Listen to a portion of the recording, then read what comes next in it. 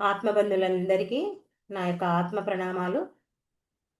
ఇంత గొప్ప జ్ఞాన మార్గాన్ని మనకు అందించిన మహాత్ములైన బ్రహ్మర్షి పితామహ పత్రిజీ దంపతులకు, నాకు జ్ఞానాన్ని అందించిన బ్రహ్మర్షి తటవర్తి వీర రాఘవ గారి దంపతులకు ఆత్మ ప్రణామాలు తెలుపుకుంటూ ఈరోజు కార్యక్రమాన్ని మనం మొదలు పెట్టుకుందాం మాస్టర్స్.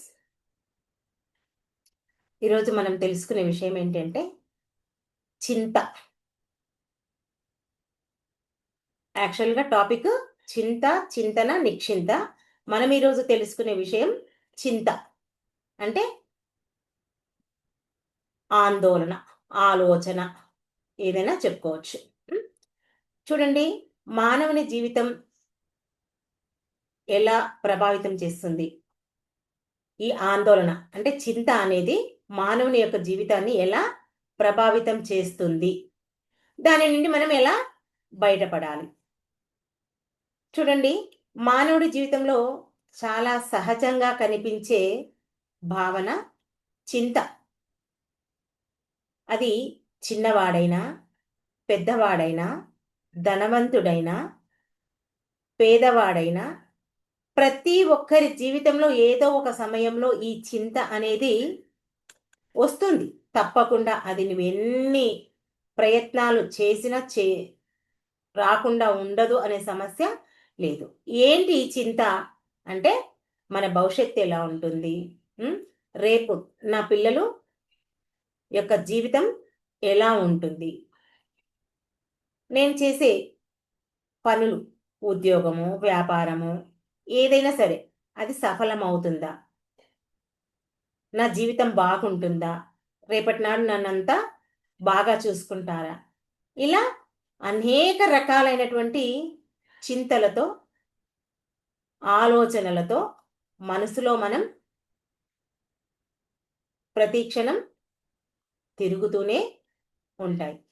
ఈ ఆలోచనలు ఎక్కువగా ఎప్పుడైతే మన లోపల తిరుగుతుంటాయో అక్కడ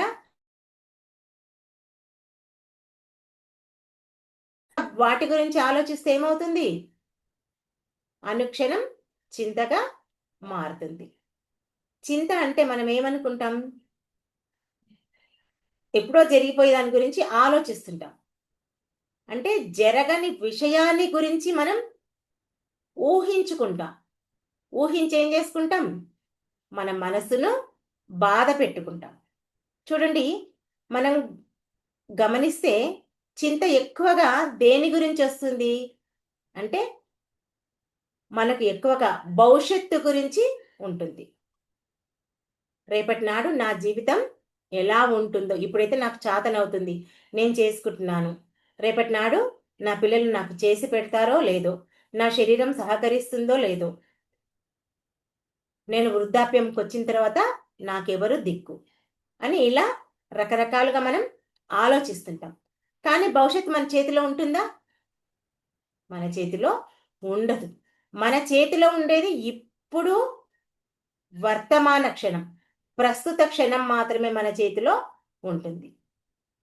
అందుకే చింత అనేది మన మనస్సుని మెల్లమెల్లగా బలహీనపరుస్తుంది. చూడండి, ఈ చింత ఉన్నటువంటి మానవుని యొక్క శరీరం మెల్లమెల్లగా అలసిపోతుంది. తర్వాత ఈ మనసు కూడా ప్రశాంతంగా ఉండదు, నిద్ర సరిగ్గా పట్టదు, తిన్న ఆహారము జీర్ణము కాదు. ఇవన్నీ ఎన్నో రకాలుగా ఇబ్బందులను ఎదుర్కోవాల్సి వస్తుంది. కాబట్టి చింత అనేది కేవలం ఒక భావన మాత్రమే కాదు, మన ఆరోగ్యాన్ని కూడా ప్రభావితం చేసేంత శక్తి ఆ చింతకు ఉంటుంది. మరి చింత ఎందుకు వస్తుంది అని మనం కనుక ఆలోచిస్తే మనకు 3 రకాలైనటువంటి కారణాలు కనిపిస్తాయి. మొట్టమొదటిది ఏంటిదంటే భవిష్యత్తుపై భయం. అంతే కదా? ఇప్పుడున్న జీవితం గురించి మనం ఎవ్వరము ఆలోచించం. నా భవిష్యత్తు ఎలాగా ఉంటుందో, మనిషి ఎప్పుడు భవిష్యత్తును పూర్తిగా నియంత్రించాలనుకుంటాడు. నేను చెప్పినట్లే జరగాలి, నా జీవితం ఇలాగే ఉండాలి, నా పిల్లలు రేపటి నాడు ఈ సమయానికి ఇది చెయ్యాలి నాకు అని ఒక లైన్ గీసుకుంటారు. నేను చెప్పినట్లే వినాలని. కానీ భవిష్యత్తు ఎప్పుడూ మన చేతిలో ఉండదు. ఎవరి చేతిలో ఉంటుంది? ఆ భగవంతుని చేతిలో ఉంటుంది. ఇంకా చెప్పాలంటే మనం గతంలో చేసుకున్న పాప పుణ్య కర్మాల ఫలితాల ఆధారంగానే మన భవిష్యత్తు, మన జీవితం ఆధారపడి ఉంటుంది. మనం ఎంత ప్లాన్ చేసినా కొన్ని విషయాలు మనం అనుకున్నట్లు మనకు జరగవు. మనం ఊహించినట్టు జరుగుతాయా? ఎట్టి పరిస్థితిలో జరగవు. ఈ నిజాన్ని అర్థం చేసుకోకపోతే మనకింక చింతే మొదలవుతుంది. అవునా కదా? ఇప్పుడు చూడండి, మనము ఒక ఇంట్లో పని చేసే పని మనిషి ఉందనుకోండి. ఏం చేస్తాం మనము? మనం మనకు అనుగుణంగా ఆ పని మనిషిని ఉంచుకోవడానికి దానికి కొంత డబ్బు సహాయం చేద్దామని చేస్తాం కదా! మనం చెప్పినట్లు వింటది. మనకెప్పుడంటే అప్పుడు చేసి పెడతది. కొంత తనకు అవసరాలకు డబ్బునిస్తే బాగుంటుంది అని చెప్పేసి ఇస్తాం. కానీ అదే విధంగా జరుగుతుందా? జరగదు. తారుమారవుతుంది. అంటే ఆ పని మనిషి యొక్క గుణం మారడమో, లేక తనకు మనకంటే ఎక్కువగా ఇచ్చేవాళ్ళు దొరకడమో, లేదా ఆమె యొక్క బుద్ధి మారడమో, ఏదో ఒక రకంగా జరుగుతుంది. అంటే మనం నిర్ణయించుకున్న ప్రకారం ఉందా? మనం నిర్ణయించుకున్న ప్రకారము మనకు ఉండదు. ఉండకపోయే వరకు ఏమవుతుంది? ఇంక మన మనసులో రకరకాల భయాలు ఏర్పడతాయి. అవును, మొన్నైతే ఇలా చేశాను. మళ్ళీ ఇప్పుడు ఈమె వస్తుంది. ఇలా చేస్తే మరి రేపటి నాడు ఈమె కూడా చేస్తుందో లేదో, ఆ భవిష్యత్తు ఎలా ఉంటుందో లేదు. అంటే చిన్న చిన్న వాటి గురించే మనం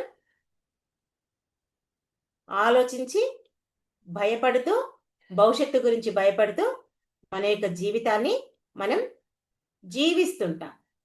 మళ్ళీ ఇంకా గతాన్ని మళ్ళీ మళ్ళీ గుర్తు చేసుకోవడం. ఇది కూడా సహజమే. చూడండి, ఎప్పుడో మనం తెలియక కొన్ని తప్పులు చేసుంటాం. అవి మన జీవితంలో సరిదిద్దుకుంటాం. కానీ మళ్ళీ వాటినే మళ్ళీ మళ్ళీ గుర్తు చేసుకుంటాం. అయ్యో! అప్పుడు ఇలా చేసి ఉండేది లేకుండే. అనవసరంగా నేను ఇలా చేశాను. ఇలా చేయడం వల్ల నా జీవితం ఇలా అయింది. వాళ్ళ జీవితం ఇలా ఉంది. అంటే అక్కడ మనం చేసిన తప్పులకు కొంతమంది బలవుతుంటారు కూడా కదా! అట్లా కూడా మనం ప్రతి దాని గురించి, ఆ గతం గురించి తిరిగి తిరిగి ఆలోచిస్తాం. కానీ ఎంత ఆలోచించినా ఆ గతాన్ని మార్చే శక్తి మనకు వస్తుందా? దాన్ని సాధించగలుగుతామా? తీర్చిదిద్దగలుగుతామా? ఆ గతాన్ని మార్చగలుగుతామా? మార్చలేము. మన చేతిలో ఏమీ లేదు కదా! అరే! నేను అనవసరంగా ఈ ఇంటికి పెళ్లి చేసుకొనొచ్చాను. ఇంకో ఇంటికి పోయుంటే బాగుంటుండే. అక్కడ బాగుంటుండే. ఎన్నో రకాలుగా ఆలోచిస్తారు. కానీ అది ఎప్పటికీ మారనిది. మనం ఒకసారి పెళ్లి చేసుకొని ఒక ఇంటికి వచ్చామంటే మన చివరి శ్వాస వరకు ఆ ఇంట్లోనే మన జీవితాన్ని గడిపేయాల్సొస్తుంది కదా! అలా దాన్ని గడపకుండా, అయ్యో! నేను అనవసరంగా ఈ ఇంటికి కోడలై వచ్చాను అని మనం బాధపడితే అది ఎప్పటికీ మనం మార్చుకోలేము. అలా బాధపడుకుంటూ మన జీవితాన్ని జీవించేసుకుంటూ మన యొక్క ఆరోగ్యాన్ని అనారోగ్యానికి గురి చేస్తుంటాం. అంటే ఇక్కడ గతం అనేది మారనిది. దాని గురించి మనం ఆలోచన చెయ్యవద్దు. ఉన్న జీవితాన్ని ఏం చేయాలి? మనకు అనుగుణంగా మార్చుకోవాలి.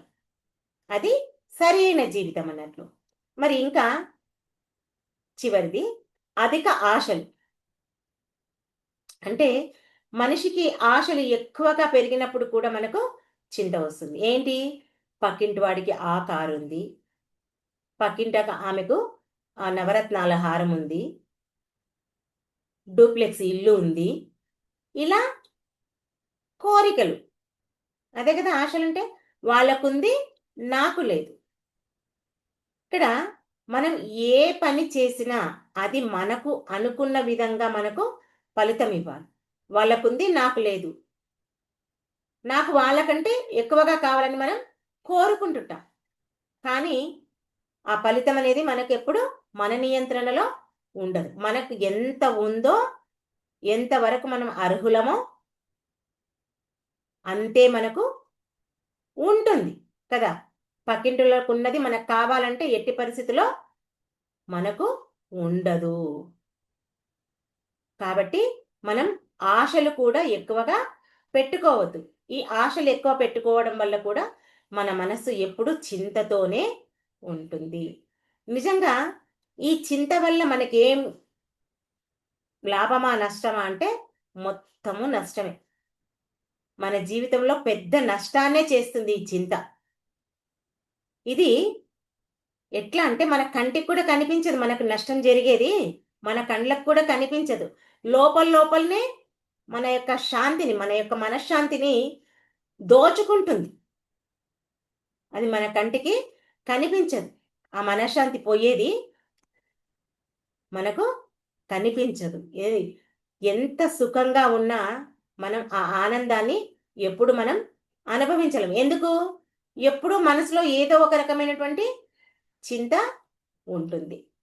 మరి ఈ చింతగా ఈ మనసు ప్రశాంతంగా ఉండకపోతే మనం జీవితంలో తీసుకునే నిర్ణయాలు కూడా మనం సరియైన నిర్ణయాలు తీసుకోం. ఒక దాని గురించి ఆలోచిస్తామనుకోండి, మిగతా జీవితమంతా తప్పుడు నిర్ణయాలు, తప్పుడు జీవితాలే జీవిస్తుంటాం. చూడండి, ఒక్క చింత పెట్టుకుంటే జీవితం మొత్తమే నాశనం అవుతుంది. జీవితం ఒక్కటేనా? అక్కడ శరీరపరంగా క్షీణించిపోతాము, మానసిక పరంగా కూడా క్షీణించిపోతాం. ఇంతకుముందే చెప్పుకున్నా. ఏమవుతుంది?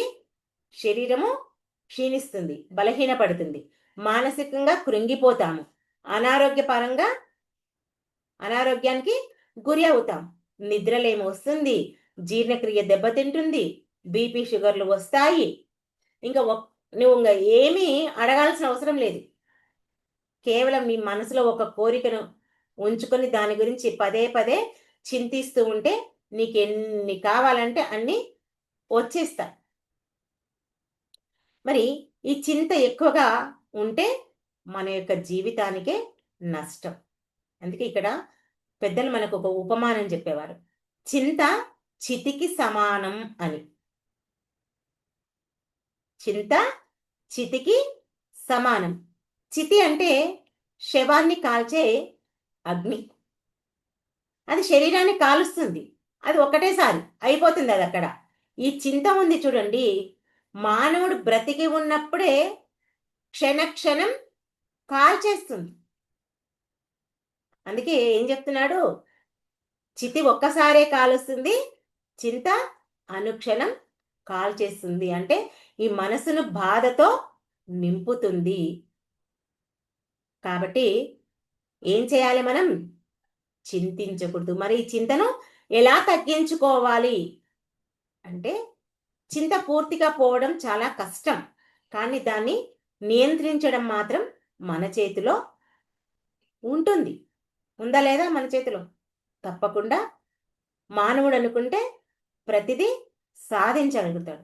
ఏం చేయాలి ఈ చింతను పోగొట్టుకోవడం అంటే, ఫస్ట్ మొట్టమొదటగా ప్రస్తుత క్షణంలో జీవించడానికి మనం నేర్చుకోవాలి. ఈ చింతను పోగొట్టాలంటే ఏం చేయాలి?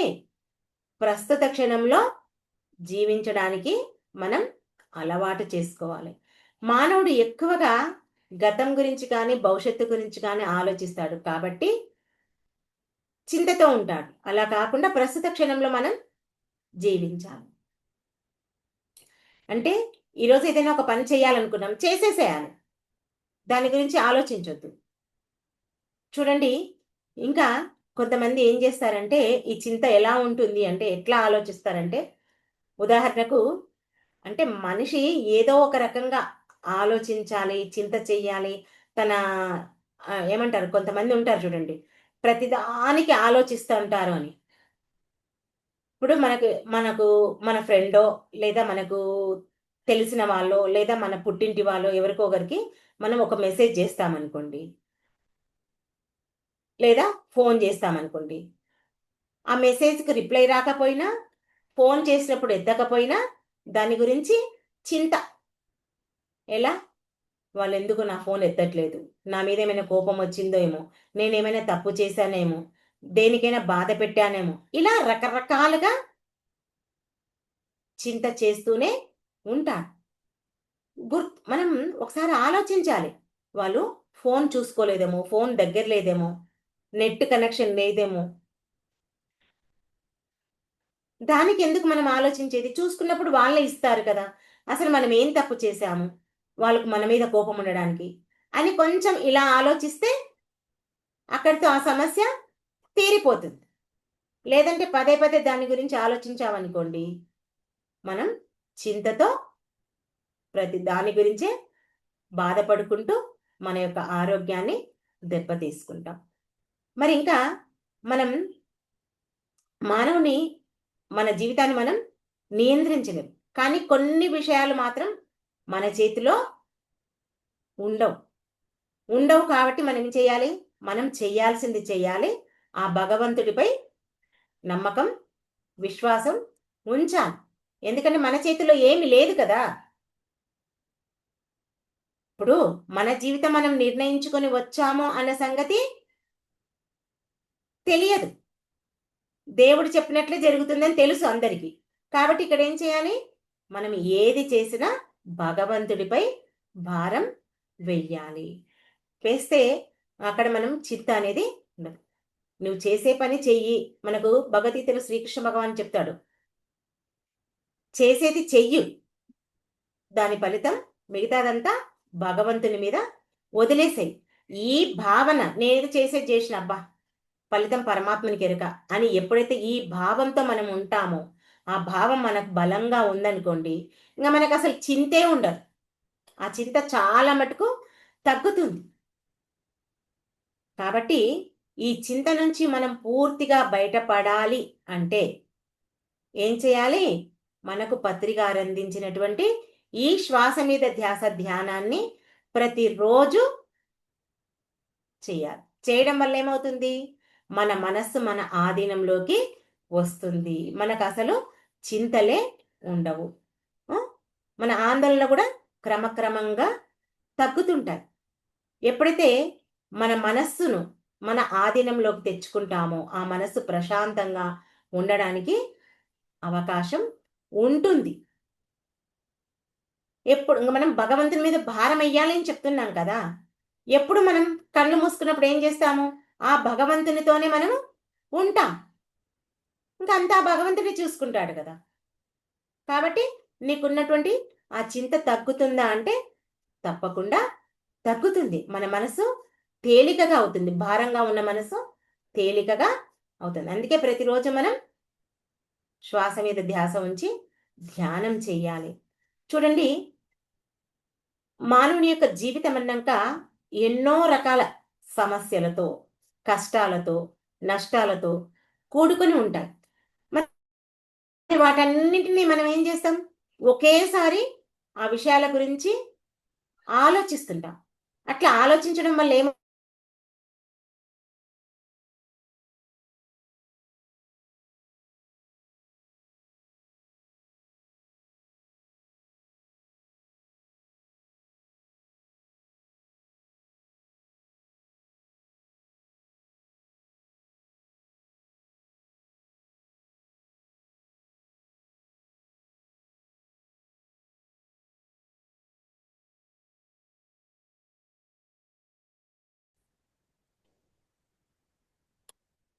చూడండి, ఒక ఇంట్లో ఎంతో మంది ఎన్నో సమస్యలతో బాధపడుతుంటారు.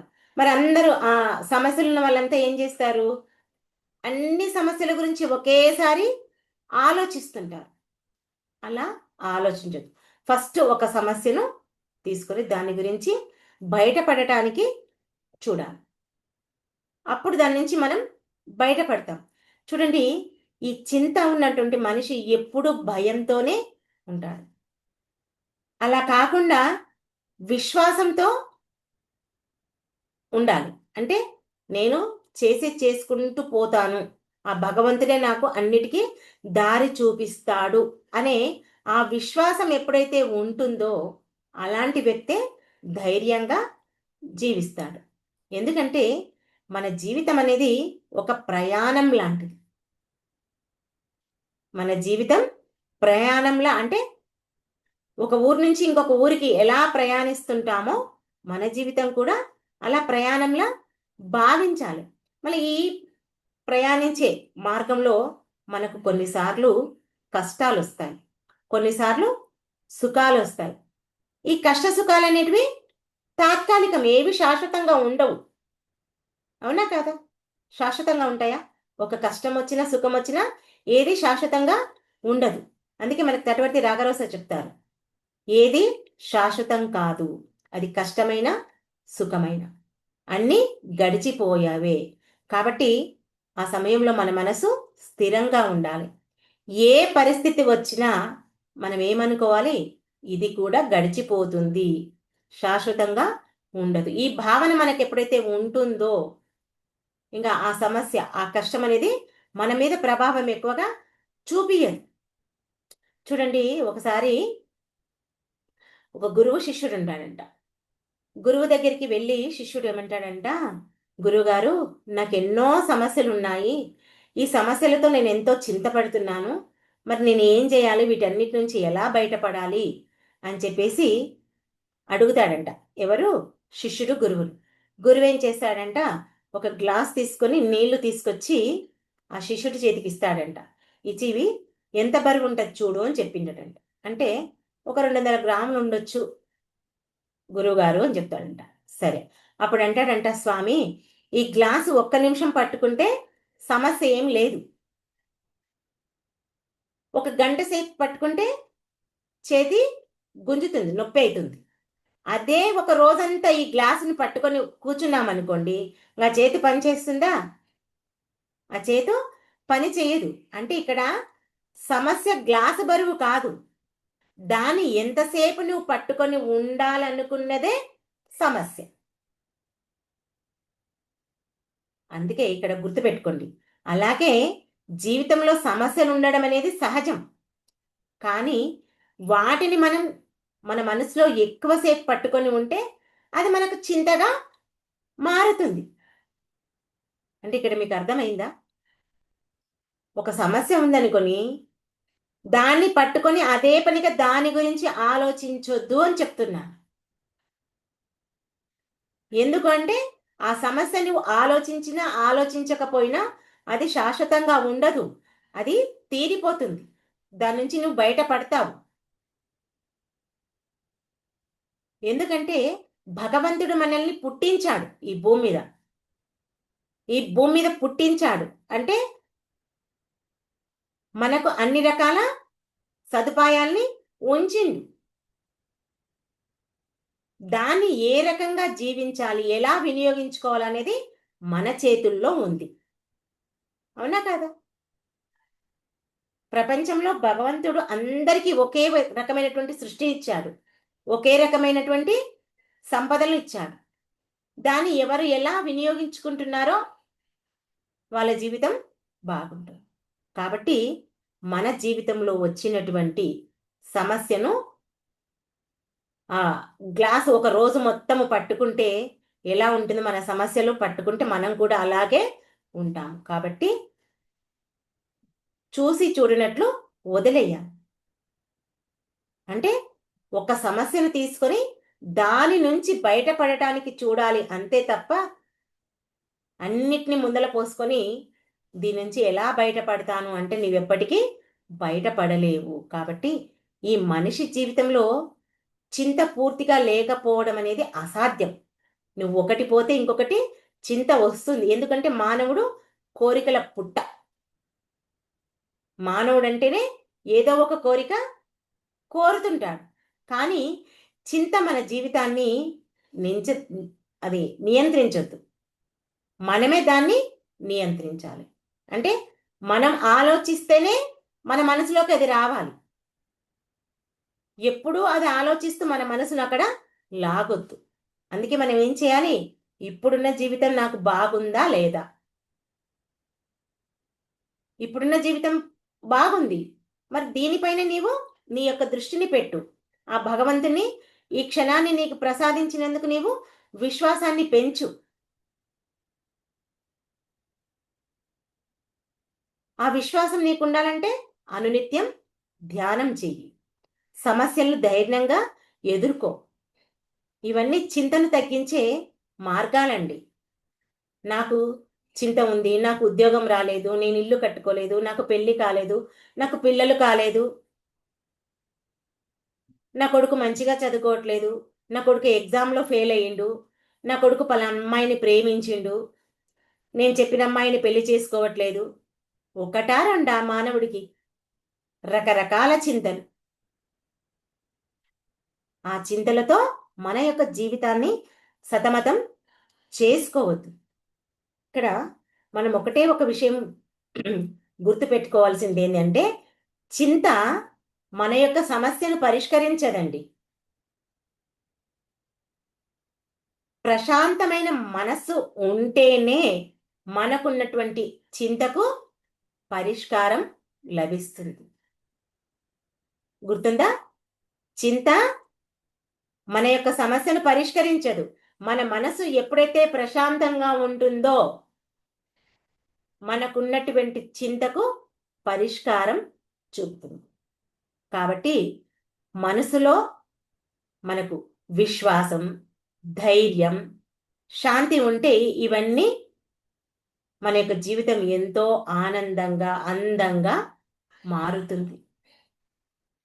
మరి మన యొక్క జీవితాన్ని అందంగా, ఆనందంగా మార్చుకోవడానికే మన పత్రిగారు ఇచ్చినటువంటి ఈ శ్వాస మీద ధ్యాస ధ్యానం ద్వారా మనం సద్వినియోగం చేసుకోవచ్చు. అప్పుడు మనకున్న చింతలతో పూర్తిగా మనం బయటపడవచ్చు. ఎందుకంటే మనం ఇప్పుడు ఈజీగా తీసుకుంటున్నాం, ఏది జరిగినా మన మంచికే. ఆ ఆలోచన మనకు వచ్చేసింది. ఎందుకంటే ఇప్పుడు ఒక కష్టం వచ్చింది, దీని గురించి నువ్వు చింతిస్తూ లాభం లేదు. నువ్వు చింతిస్తుంటే అక్కడ నీకు లాభం లేదు. ఆ సమస్య నుంచి, ఆ కష్టం నుంచి నువ్వు ఎలా బయటపడాలి అనేదే ఆలోచించాలంటే అక్కడ నీకు ప్రశాంతమైన మనస్సు ఉండాలి. ఆ ప్రశాంతమైన మనస్సు ఉండాలంటే చెప్పుకున్నాం కదా, పత్రిగారు ఇచ్చినటువంటి శ్వాస మీద ధ్యాస ఉంచి ఎప్పుడైతే ధ్యానం చేస్తామో అప్పుడు మనస్సు ప్రశాంతతకు వస్తుంది. ఆ ప్రశాంతతలోనే నీకు సరైన ఆలోచన వస్తుంది. ఆ సరైన ఆలోచనతోనే నీకున్నటువంటి చింతలో నుంచి నీవు బయట పడతావు. అర్థమైంది కదా? చింత నుంచి ఎట్లా బయటపడాలి? పత్రిగారు ఇచ్చినటువంటి శ్వాస మీద ధ్యాస ధ్యానం ద్వారా మాత్రమే మనం బయటపడగలం.